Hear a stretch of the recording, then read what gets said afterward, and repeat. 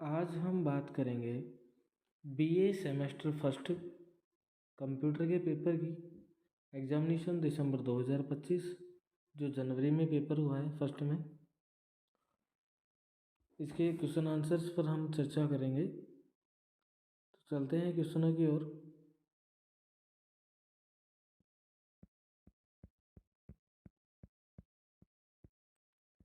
पहला क्वेश्चन है, personal computer एक प्रकार का खालिस्तान है। 4 ऑप्शन दिए हुए हैं, चारों ऑप्शंस में से हमें एक चूज करना है। तो पर्सनल कंप्यूटर एक प्रकार का माइक्रो कंप्यूटर है, तो इसमें सही आंसर हो जाएगा ऑप्शन बी। आगे सेकंड क्वेश्चन की ओर चलते हैं। ऑपरेटिंग सिस्टम एक खालिस्तान है, तो इसमें आंसर आ जाएगा वही भी, सॉफ्टवेयर होता है। ऑपरेटिंग सिस्टम क्या है? सॉफ्टवेयर है। An operating system is software. तो इसमें भी ऑप्शन बी का सिलेक्शन करना है। अगला क्वेश्चन नंबर थर्ड, कंप्यूटर में ALU खालिस्तान के लिए जिम्मेदार होती है। तो इसके अंदर गणना संबंधित ऑपरेशंस के लिए, या हम कह सकते हैं कैलकुलेटिव ऑपरेशंस, तो इसके अंदर ऑप्शन होगा सी। चौथा क्वेश्चन है, कंप्यूटर मेमोरी रोम एक प्रकार की मेमोरी है, और इसके अंदर ऑप्शन आएगा गैर अस्थिर या नॉन वोलेटाइल हम मेमोरी से बोलते हैं। तो ऑप्शन चौथे में बी आएगा। चलते हैं आगे। क्वेश्चन नंबर 5 नंबर क्वेश्चन, निम्न में से कौन सा सिस्टम सॉफ्टवेयर नहीं है? सिस्टम सॉफ्टवेयर जो नहीं है, तो इसके अंदर MS वर्ड जो है वो नहीं है, तो ऑप्शन सी का चयन करें। सी करेक्ट आंसर होगा। अब नंबर 6, शिफ्ट एल्ट और कंट्रोल जैसी कीबोर्ड कुंजियाँ निम्नलिखित में से किस श्रेणी का उदाहरण है? तो ये होती हैं संशोधक कुंजियाँ, या तो आंसर इसमें आ गया 6 में ए।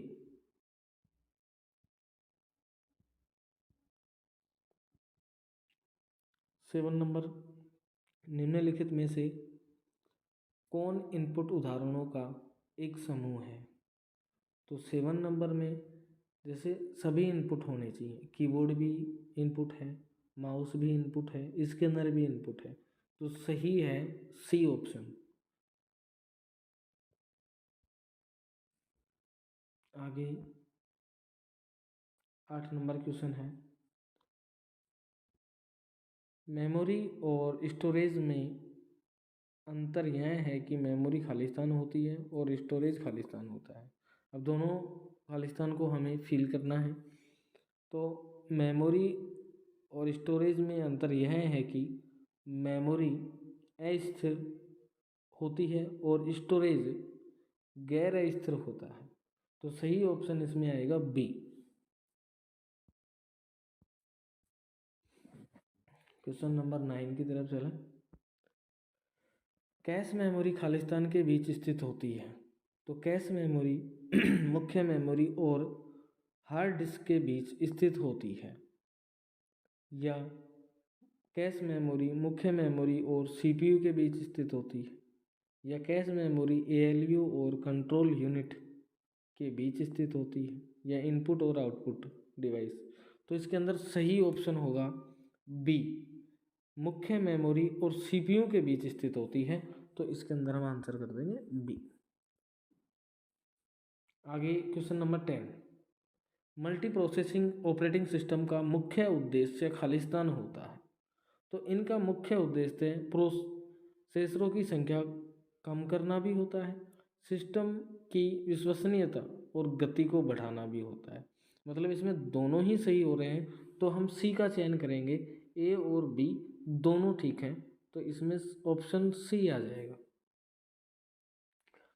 आगे क्वेश्चन नंबर 11 है, कमांड लाइन इंटरफेस मतलब CLI की तुलना में GUI का मुख्य लाभ क्या है? GUI का मतलब ग्राफिकल यूजर इंटरफेस। तो 11 में आंसर आएगा अपना आसान इंटरसेक्शन, ए ऑप्शन, ए का चयन करें। ठीक है, आगे क्वेश्चन नंबर 12, कौन सी ग्राफिकल यूजर इंटरफेस सुविधा उपयोगकर्ताओं को सूची से विकल्प चुनने की अनुमति देती है? मतलब अनुमति हमें जो देती है वो होती है मेन्यू। तो इसमें डी ऑप्शन आएगा। 13वां है, OP में एक ऑब्जेक्ट खालिस्तान है। तो इसमें है एक क्लास का उदाहरण, यानी कि बी ऑप्शन करेक्ट होगा। ठीक, अगला क्वेश्चन, उच्च स्तरीय भाषाओं को मशीन कोड और परिवर्तन करने के लिए खालिस्तान का उपयोग करना आवश्यक है। 14वां इसमें आएगा अपना कंपाइलर या इंटरप्रेटर। इसमें ऑप्शन सी रहेगा। आगे क्वेश्चन है, निम्नलिखित में से कौन सा शब्द इंटरनेट ईमेल से संबंधित नहीं है? मतलब इंटरनेट और ईमेल से संबंधित ही नहीं होना चाहिए, वो होगा हमारा इसके अंदर बुकमार्क। देखो इनबॉक्स भी ईमेल में आता है, स्पैम हमारे ईमेल्स होते हैं, कुकीज़ भी होता है, लेकिन बुकमार्क जो होता है वो नहीं होता। तो इसके अंदर हम चयन करेंगे बी ऑप्शन का, बी आ जाएगा। आगे मोबाइल वॉलेट पूछा गया है। मोबाइल वॉलेट में ऑप्शन भौतिक धन नहीं है, तो सही आंसर होगा डिजिटल धन और भुगतान जानकारी संग्रहित करते हैं। तो ऑप्शन हमारा बी आएगा, इसमें भी बी आएगा। ठीक है, आगे बढ़ते हैं। क्वेश्चन नंबर 17, टेलीकॉन्फ्रेंसिंग की एक सीमा यह है कि यहाँ पे हमें सीमा पूछी गई है, तो इसकी जो सीमा होती है वो आपको इसके लिए हाई स्पीड इंटरनेट की आवश्यकता होती है। पहला ही क्वेश्चन सही मिल गया हमें, तो इसमें ऑप्शन ए। आगे क्वेश्चन है, निम्नलिखित में से कौन सा अतुल्यकालिक ई लर्निंग का सबसे अच्छा वर्णन करता है? तो इसमें हम ढूंढते हैं, पहला देखते हैं, प्रतिभा योगियों के लिए अलग अलग समय पर होने वाली शिक्षा, यही सही है। इसमें पहला ऑप्शन सही आ गया, तो हम पहले को ही करेक्ट कर देंगे, ए ऑप्शन इसमें करेक्ट हो गया। अगला क्वेश्चन है, कौन सा ई कॉमर्स मॉडल उपयोगकर्ताओं को अन्य उपयोगकर्ताओं के सामान बेचने की अनुमति देता है? B2B या B2C या C2C? तो इनके अंदर करेक्ट ऑप्शन है सी वाला, C2C। अगला क्वेश्चन 20 नंबर, वेब ब्राउज़र का उपयोग खालिस्तान के लिए किया जाता है। अब वेब ब्राउज़र का उपयोग क्यों किया जाता है, सीधा सीधा पूछा गया है। केवल वेबसाइट बनाने के लिए, ये सही नहीं है। अगला देखते हैं, इंटरनेट पर वेब पेजों तक पहुंचने और उन्हें देखने के लिए, ये एकदम करेक्ट आंसर है। तो 20वें में हमारा आंसर आ जाएगा बी, बी का चयन कर लेंगे। आगे MWCS ऑक्स का पूरा नाम क्या है? इसमें इसकी फुल फॉर्म पूछी गई है, तो इसमें हम फुल फॉर्म देखेंगे। फुल फॉर्म इसकी है, हो जाएगी फुल फॉर्म है मतलब मेसिव ऑनलाइन ओपन कोर्स, ये भी नहीं है। मेसिव ओपन ऑनलाइन कोर्स, हाँ ये करेक्ट आंसर हो गया, मतलब बी सही हो गया इसमें, मेसिव ओपन ऑनलाइन कोर्स। तो इसके अंदर भी हम क्या कर देंगे, बी। ठीक है, किसी ईमेल क्लाइंट की पता पुस्तिका और समूह या श्रेणी सुविधा का मुख्य उद्देश्य क्या है? मुख्य उद्देश्य पूछा गया है, तो इसमें मुख्य उद्देश्य है, सी ऑप्शन सही है, प्रत्येक पते को मैन्युअल रूप से टाइप किए बिना एक ही मेल को एक साथ कई संपर्कों को भेजना। तो करेक्ट आंसर इसमें आ गया सी।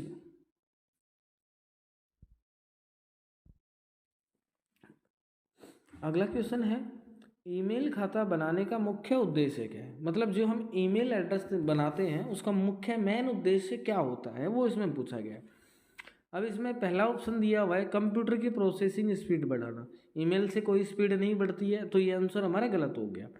आगे चलते हैं, ऑप्शन बी क्या कहता है, डिजिटल संदेशों और प्राप्त करने के लिए एक विशिष्ट इलेक्ट्रॉनिक मोबाइल मेल बॉक्स तक पहुंच प्राप्त करना। तो इसके अंदर आंसर ये सही है, बी ही करेक्ट आंसर होगा इसका, ऑप्शन नंबर बी, बी ठीक हो गया।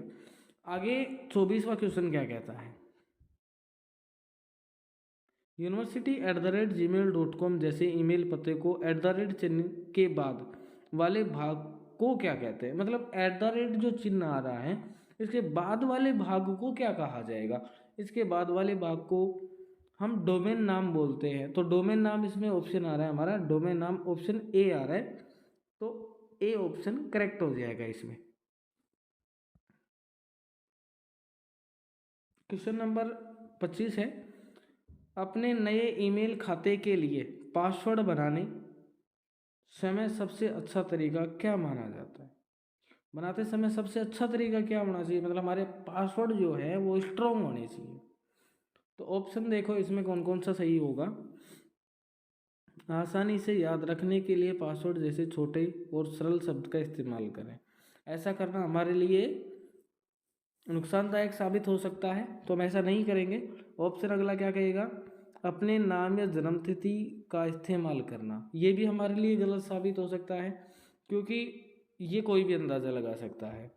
तो आगे ऑप्शन क्या कह रहा है, बड़े छोटे अक्षर, संख्याओं और प्रतीक के संयोजन का इस्तेमाल करना। हाँ, ये सही होगा कि हम छोटे बड़े अक्षरों का इस्तेमाल करें, संख्याओं का इस्तेमाल करें और उसमें कोई चिन्ह लगा दें, जिससे हमारा क्या बन जाता है कि स्ट्रॉन्ग पासवर्ड तैयार हो जाता है। तो इसमें सही ऑप्शन का चयन कर देंगे हम, क्या है, सी का। आगे चलते हैं, 26 नंबर क्वेश्चन। 26 नंबर क्वेश्चन कह रहा है कि साइन अप प्रक्रिया के दौरान आपसे अक्सर एक वैकल्पिक ईमेल पता या फ़ोन नंबर देने के लिए कहा जाता है, इसका मुख्य उद्देश्य क्या है? तो इसका मुख्य उद्देश्य क्या होगा? मुख्य उद्देश्य पूछा गया, तो इसमें ऑप्शन है हमारा, यदि आप अपना पासवर्ड भूल जाते हैं या लॉक हो जाते हैं तो खाता पुनर्प्राप्ति के लिए हमें मोबाइल नंबर दिए जाते हैं। तो इसमें ऑप्शन हमारा करेक्ट हो जाएगा सी। ठीक है, चलो आगे 27 नंबर क्वेश्चन, वेब ब्राउज़र पर एड्रेस बार जहां आप किसी वेबसाइट का नाम टाइप करते हैं, जैसे खालिस्तान भी कहते हैं, नाम टाइप करते हैं, उसे क्या कहा जाता है? ये पूछा गया है। उसे हम ओमनी बॉक्स कहते हैं। क्या कहते हैं? Omni box. Omni box option कौन सा है?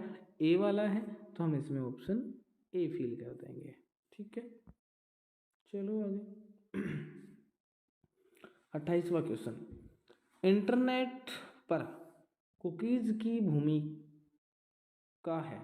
इंटरनेट पर जो कुकीज़ है उसकी क्या भूमिका होती है, ये पूछा गया है। तो ऑप्शन पहला है, यह किसी वेबसाइट से भेजा गया डेटा का एक छोटा सा टुकड़ा होता है जिसे वेब ब्राउज़र उपयोगकर्ताओं के कंप्यूटर पर संग्रहित करता है। बिल्कुल सही बात है, ये डेटा यहाँ क्या करता है, ये उपयोग करता है, कंप्यूटर पर संग्रहित करता है, स्टोर करता है। तो हम ऑप्शन ए ही करेक्ट करेंगे इसके अंदर। ठीक है, डिजिटल हस्ताक्षर का प्राथमिक उद्देश्य क्या है? कि हम जो डिजिटल हस्ताक्षर करते हैं उसका उद्देश्य क्या है, प्राथमिक उद्देश्य इसमें पूछा गया है। तो इसका प्राथमिक उद्देश्य है किसी डिजिटल संदेश या दस्तावेज की प्रामाणिकता अखंडता और स्वीकृत न होने की पुष्टि करना। तो इसमें ऑप्शन करेक्ट हो रहा है सी। अगला क्वेश्चन, डिजिटल हस्ताक्षर बनाने के लिए किसी क्रिप्टोग्राफिक अवधारणा का उपयोग किया जाता है। तो इसमें किसका उपयोग किया जाता है? हैश फंक्शन का उपयोग किया जाता है। ऑप्शन इसमें आता है डी। आगे बढ़ते हैं। आपको कंप्यूटर में वर्म क्या क्रिया करता है? वर्म जो होते हैं वो क्या क्रिया करते हैं? तो इसमें जो होते हैं, यह एक स्वतंत्र प्रोग्राम है जो स्वतः ही प्रतिकृत बना सकता है और स्वचालित रूप से फैल सकता है। ऑप्शन इसमें करेक्ट हो जाएगा डी। अगला क्वेश्चन, साइबर अपराध क्या है? कि जो साइबर अपराध है, गुनाह है, वो क्या है, इसमें वो पूछा गया है। तो इसमें साइबर अपराध जो होता है वो क्या होता है? कोई भी अपराध जिसमें कंप्यूटर और नेटवर्क शामिल हो। ऐसा कोई अपराध जिसमें कंप्यूटर शामिल हो रहा हो या नेटवर्क शामिल हो रहा हो, उससे हम साइबर अपराध कहते हैं। तो इसमें ऑप्शन सही हो जाएगा डी।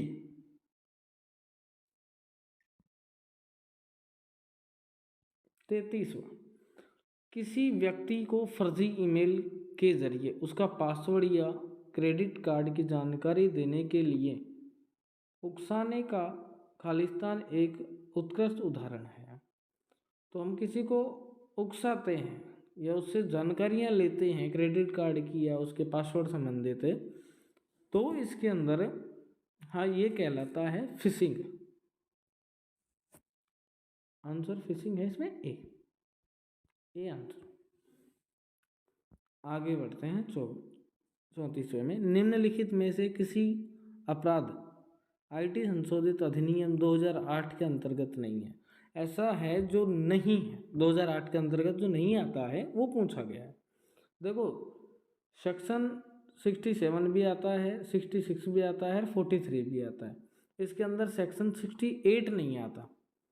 तो 68 नहीं आता तो ऑप्शन हमारा करेक्ट आंसर है, बता रहा है ए।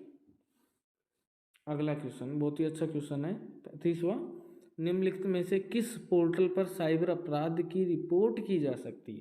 कि हमारे साथ कोई साइबर अपराध हो गया और हम किस पोर्टल पर इसकी रिपोर्ट दर्ज करवाएं, शिकायत दर्ज करवाएं?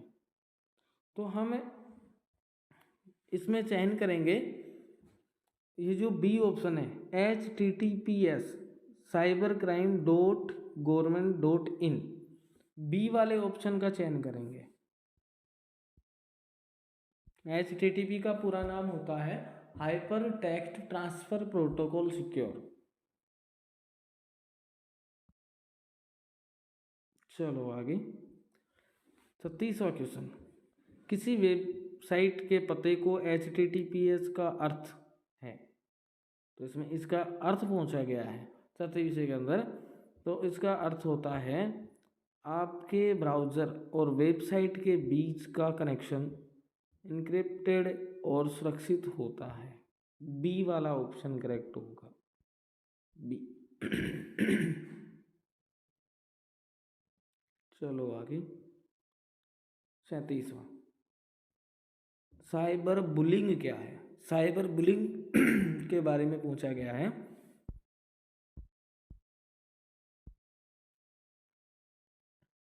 किसी अन्य व्यक्ति को परेशान करने, धमकाने या शर्मिंदा करने के लिए तकनीक का उपयोग जो हम करते हैं उसे हम साइबर बुलिंग कहते हैं। तो इसमें ऑप्शन आ रहा है बी। अगला क्वेश्चन है, किसी हमलावर के नियंत्रण के लिए किए गए कंप्यूटर के संग्रह को खालिस्तान कहा जाता है। तो इसको कहा जाता है, वर्मसी नहीं कहा जाता, बोटनेट कहा जाता है। बोटनेट आंसर मतलब बी। चलो अगला क्वेश्चन, कंप्यूटर को एडवेयर संग्रहण के लिए बचाने के लिए उपयोगकर्ताओं को सबसे पहले खालिस्तान। तो इसमें मुक्त सॉफ्टवेयर इंस्टॉल करते समय सावधानी बरतें और विज्ञापन अवरोधक का उपयोग करना चाहिए। इसमें हमें सावधानी बरतनी चाहिए। तो ऑप्शन ए आ गया 39 वाले में।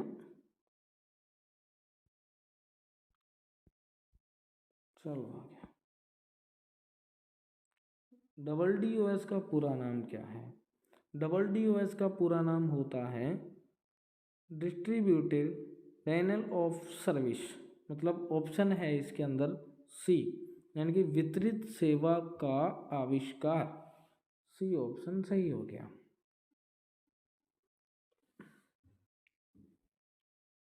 अगला है पैकेट द्वारा कौन सा मौलिक अधिकार प्रदान किया जाता है?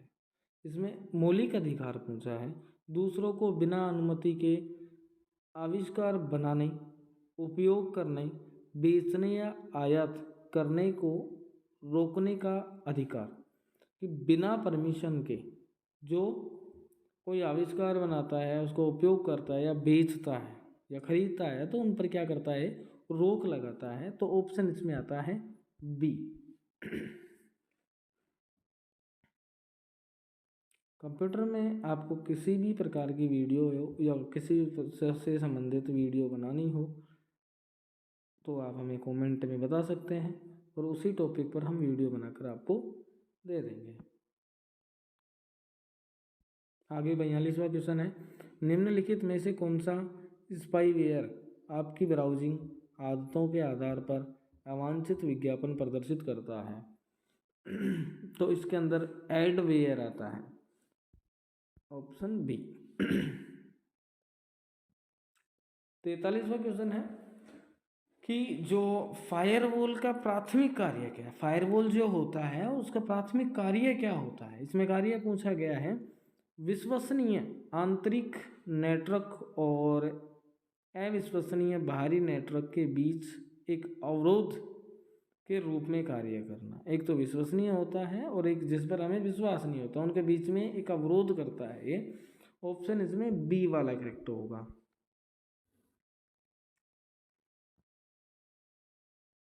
चैनल को लाइक करें, सब्सक्राइब कर लीजिए, जो कंप्यूटर की आने वाली वीडियो हैं वो आप तक तुरंत पहुंच जाएं। अगला क्वेश्चन, एक उपयोगकर्ता एक नकली वाईफाई नेटवर्क से जुड़ता है, जैसे वास्तव में एक हमलावर के स्थापित किया है वह उपयोगकर्ता वेब ब्राउज़र करता है, तो हमलावर सभी अनुलिखित ट्रैफिक देख सकता है। यह खालिस्तान का एक उदाहरण है। तो इसमें कौन देख सकता है? तो मैन इन द मिडिल हमला जो होता है वो देख सकता है। ऑप्शन सी करेक्ट होता है। गुड लेखन या विघटन गोपनीय प्रदान करते हैं लेकिन खालिस्तान नहीं। क्या हमें गोपनीयता तो प्रदान करते हैं, लेकिन हमें क्या प्रदान नहीं करते, वो इसके अंदर पूछ रहा है। तो हमें गोपनीयता तो प्रदान ये कर देंगे, लेकिन अखंडता हमें प्रदान नहीं करते। तो इसके अंदर भी हम ऑप्शन ए वाला सही करेंगे।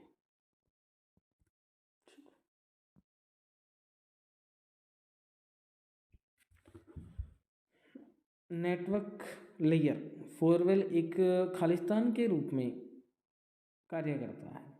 नेटवर्क लेयर फोरवेल जो है वो किसके रूप में कार्य करता है वो इसमें पूछा गया है। तो ये जो है पैकेट फिल्टर के रूप में काम करता है, बी वाला।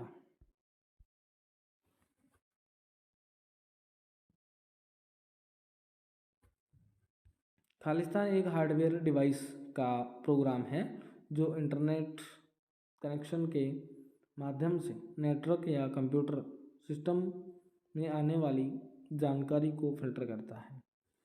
47 में आंसर आ जाएगा अपना फायरवॉल, डी वाला। अगला क्वेश्चन, कौन सी तकनीक यह सुनिश्चित करती है कि डेटा अधिकृत उपयोगकर्ताओं के लिए अपघटनीय हो? तो इसमें 48वें के अंदर आ जाएगा अपने बी वाला ऑप्शन, गुड लेखन।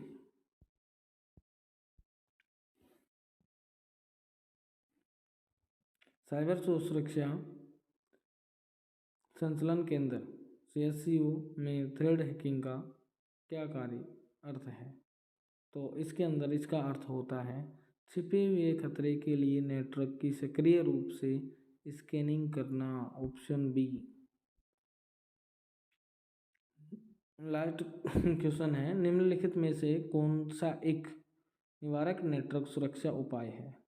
तो इसके अंदर सुरक्षा जो उपाय होता है वो फायरवॉल होता है। Option number A.